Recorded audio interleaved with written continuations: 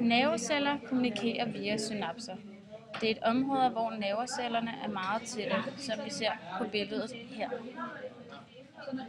Synapsen kan enten være imellem aksonen fra et neuron til dendritten på et andet, eller mellem aksonen og cellelegeme.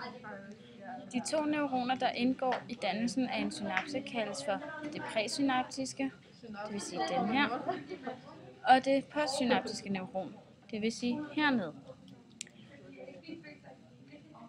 Det præsynaptiske neuron er det neuron, der ligger før synapsen, og hvor nerveimpulsen kommer fra.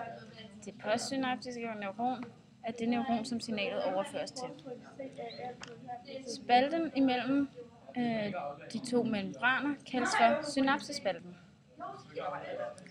Det vil sige, at synapsen består af den præsynaptiske endeknop og synapsespalten og den postsynaptiske del.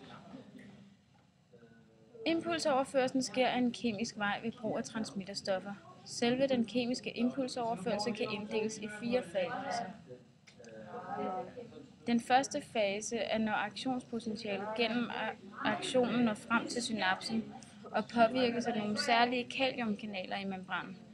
Disse kanaler åbnes, hvorefter der strømmer kaliumioner ind i endeknoppen, og dopaminet frigives til synapsespalten, hvilket er det, vi ser her.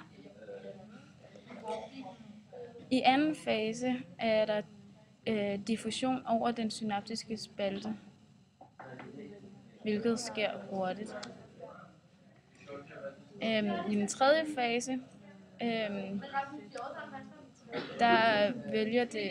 der det udskilte dopamin binder sig til dopaminreceptorer i den postsynaptiske membran. Der sættes en kemisk reaktion i gang, som ender med, at natriumkanaler åbner sig. Positive natriumioner strømmer ind i cellen, som gør, at cellens indre miljø bliver mindre negativt. I fjerde fase begynder der en genoptagelse af dopaminstoffet. Genoptagelsen foregår så langsomt, at tredje fase kan nå at forløbe.